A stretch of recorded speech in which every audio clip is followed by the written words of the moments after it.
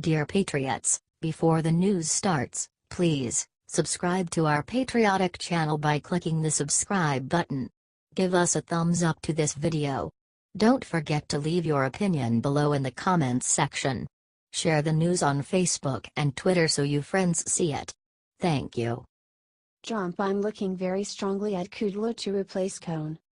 President Donald Trump said Tuesday he is looking very strongly at financial analyst Larry Kudlow to replace Gary Cohn as his top economic advisor, citing Kudlow's support for utilizing trade tariffs as a negotiating tactic with other countries as an appealing factor in the decision. "I'm looking at Larry Kudlow very strongly. I've known him a long time," Trump told reporters outside the White House. Cohn resigned as National Economic Council director last week amid a battle with other administration officials over Trump's plan to impose steel and aluminum tariffs on other countries. The president indicated Tuesday that Kudlow was in favor of his strategy to use the duties to leverage more favorable deals for the U.S. "We don't agree on everything, but in this case, I think it's good. I want a divergent opinion," the president said. He now has come around to believing in tariffs as also a negotiating point.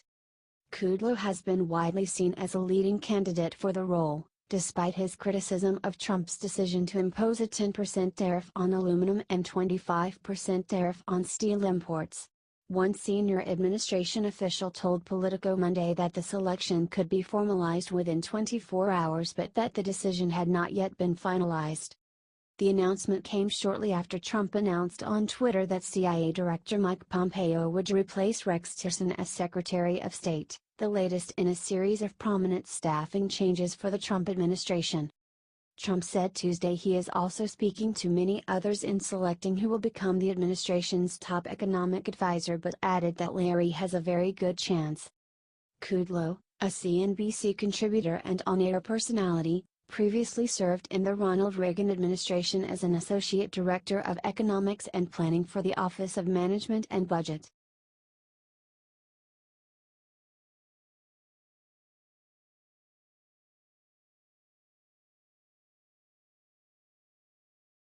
Trump body man Johnny McKenzie leaving White House for campaign. President Donald Trump's personal aide and body man John McKenzie, known within the West Wing simply as Johnny, is leaving the White House and taking a position on Trump's re-election campaign, the campaign announced Tuesday. McKenzie is the latest member of Trump's original inner circle, which included communications director Hope Hicks and bodyguard Keith Schiller, to leave the White House. An administration official confirmed that McKenzie was abruptly escorted out of the White House on Monday, but did not know why. Another official said he would be mailed his belongings.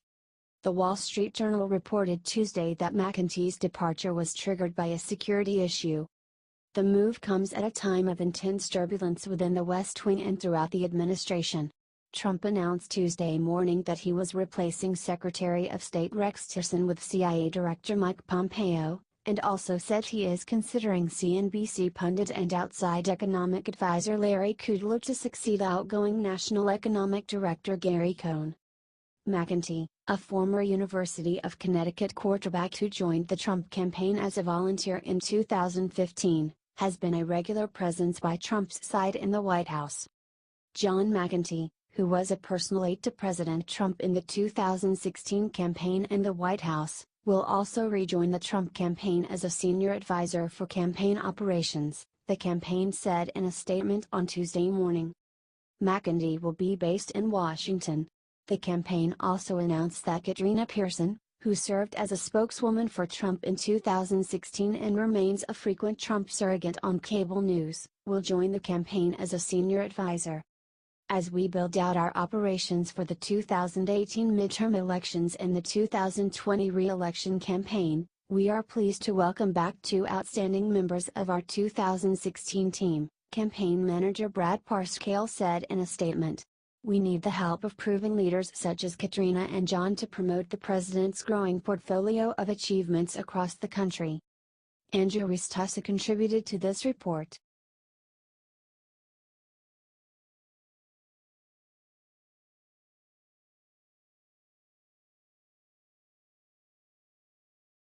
Trump: "It sounds to me like Russia was behind UK nerve agent attack. President Donald Trump said Tuesday that it appears that Russia was behind the attempted assassination of a former Russian spy in Britain, but he stopped short of directly condemning the Kremlin until we get the facts straight. It sounds to me like it would be Russia based on all of the evidence they have. I don't know if they've come to a conclusion, Trump told reporters outside the White House, referring to an assessment from British authorities that Russia was likely behind the attack. As soon as we get the facts straight, if we agree with them, we will condemn Russia or whoever it may be. On Monday, Prime Minister Theresa May said it was highly likely the Kremlin was behind the attempted murder of former Russian double agent Sergei Skripal. Skripal and his daughter were attacked last week in southern England with a nerve agent and remain in critical condition. Trump said he will be speaking with May sometime Tuesday about the incident. It is now clear that Mr. Skripal and his daughter were poisoned with a military-grade nerve agent of the type developed by Russia, May said, adding that the attack was either directly or indirectly carried out by Russia. On Monday, White House Press Secretary Sarah Huckabee Sanders declared the Trump administration's fullest condemnation of the attempted assassination but did not join May in blaming the Russian government for the act. "Look, we've been monitoring the incident closely, take it very seriously," Sanders said. The use of a highly lethal nerve agent against UK citizens on UK soil is an outrage. The attack was reckless, indiscriminate and irresponsible. We offer the fullest condemnation, and we extend our sympathy to the victims and their families and our support to the UK government. We stand by our closest ally in the special relationship that we have. May set a midnight deadline for the Kremlin to explain how a Russian nerve agent came to be used on British soil, but Russian Foreign Minister Sergei Lavrov dismissed the demand and instead insisted the UK comply with international norms by providing Russia with a sample of the chemical used in the attack. "We have already made a statement that it's all nonsense," Lavrov said, after being challenged by a reporter to rule out Russia's involvement in the attack. "We have nothing to do with this." Skripal, a retired Russian military intelligence officer, was jailed for 13 years by Russia in 2006 for spying for Britain. He was one of 4 prisoners released by Moscow as part of a spy swap in 2010.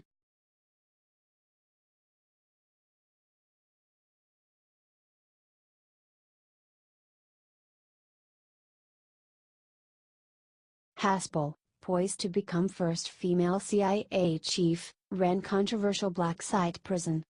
President Donald Trump announced Tuesday he will nominate Gina Haspel to replace Mike Pompeo as director of the CIA, a move that could resurface concerns about the longtime intelligence official's stance on torture.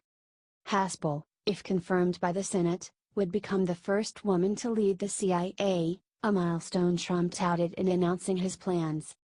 Gina, by the way, who I know very well, who I've worked with very closely, will be the first woman director of the CIA, Trump told reporters gathered outside the White House.